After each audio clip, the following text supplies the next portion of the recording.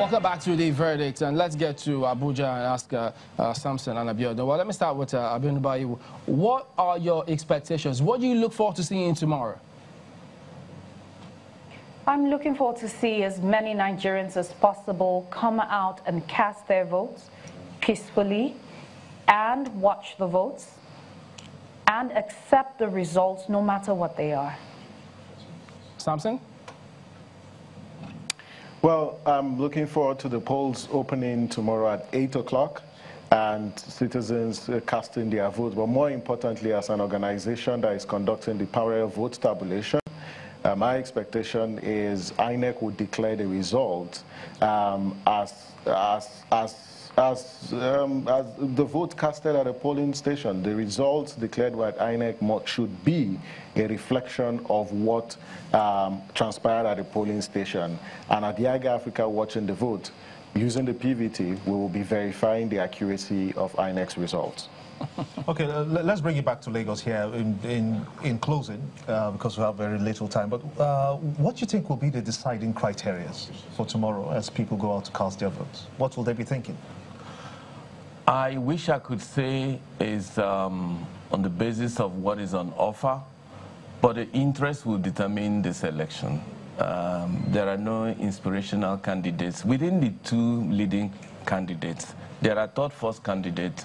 So at the end of the day, people are going to look at who will serve my interests, who would best protect my interests.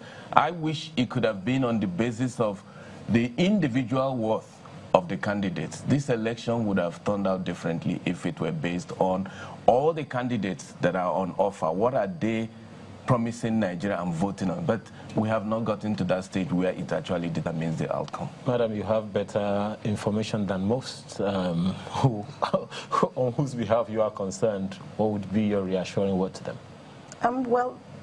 They should come to the polls, they should go to their wards, they should vote. And they should also not be part of the anarchy, because when we're talking, everybody is passing the buck, you know, to the other person. It's the other people. And I think that anyone who goes to the polling booth should behave himself or herself, you know, not just the police, not just but even those who are going to vote as well. Well, there you have it. So we've had Abiodun Bayewu, Executive Director, Global Rights, as well as Samson Itodo, who is the Head Youth Initiative for Advocacy, Growth and Advancement. Both of them joined us from our studios in Abuja. Thank you both for joining us today on the program. And we've also had Innocent Chukwuma, who is the Regional Director for Foundation, and Asike Karibi White, Senior Lecturer, University of Lagos. Thank you both as well for joining us today on The Verdict. All right, so now we turn to our correspondent in Enugu, that's in Kiru. Kira Jogo gives us an update on what's happening this holiday in Enugu. It started off so sunny today, and the weather is so hot that it's difficult for anybody to go for about an hour without taking up to 5 to 6 bottles of water. But again, it's good business for those people selling water, so we wish them well. But nonetheless, I can tell you that the Enugu people are ready for the elections tomorrow. We were at some of the motor parks this morning to ascertain the level of compliance, and we saw that a lot of people are already making their trips back. Even the business owner, that's the transport company owners, are already telling us that they are almost a lack of vehicles. They have a lot of passengers, and they are looking to get elsewhere to accommodate everybody. People are responding to against tomorrow's election. I have a lot of passengers. As you can see now, are almost lacking vehicles now, because so many passengers have left to their respective for the election. They are preparing a lot for it. Okay, last week I traveled to where I was supposed to vote, and it was cancelled, and then I had to travel back to where I was working, came back, and I'm traveling again. If you like, my name postponed on 10 times. For that 10 times, we will travel, go vote. On the timetable of INEC, the Enugu Electoral Commissioner told us that they are ready to set up the registration area centers. But we're also at the Enugu North Central District Office. We saw that a lot of vehicles are already on ground to convey the materials for tomorrow's election down to the polling units and wards within the Enugu North local government area. We hope that with all these things on ground, that we'll be having a free, fair and credible election tomorrow. It's back to you in the studio.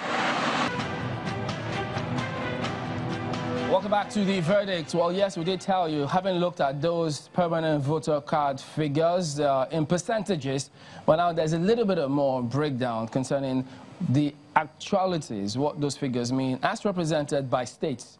Jide. So here's it, Chamberlain. We've got international observers that are interested in this this election. So we need to look at which states are they going to be interested in? And then we finally will conclude with what Nigerians should be bothered about and what Nigerians should also be excited about. Let's look at the party at the center. Currently, they control 22 states. But here's the trick. There are only 7 states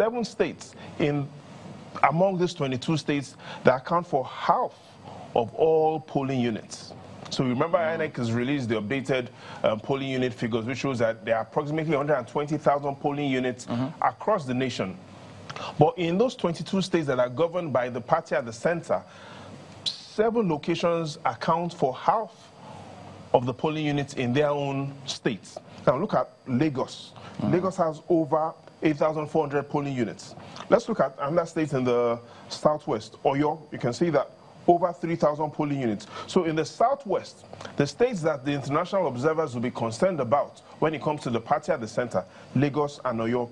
From the northwest, we'll be looking at Kano, Kaduna, Katsina, and in the northeast, Bauchi and Borno. Now, those are the 7 locations that international observers will be looking at when it comes to the party that is ruling the country currently.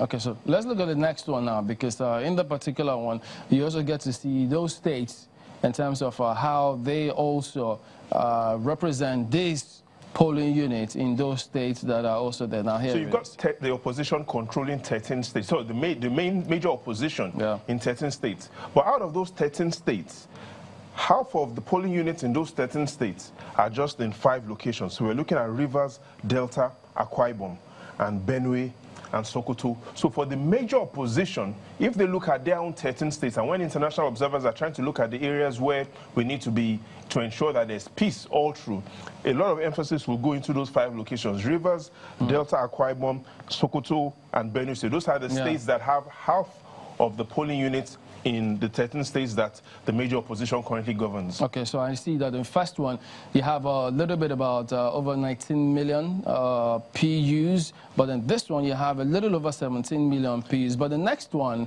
what does the next one tell us? And finally, to look at what states have the majority of voters. We're talking about those 13 states that have over 2 million PVC cards that have been collected. And here's it.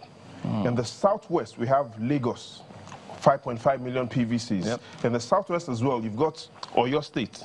Those are the 2 states in the southwest that have collected the most PVCs. In the south-south, you're looking at Rivers and Delta.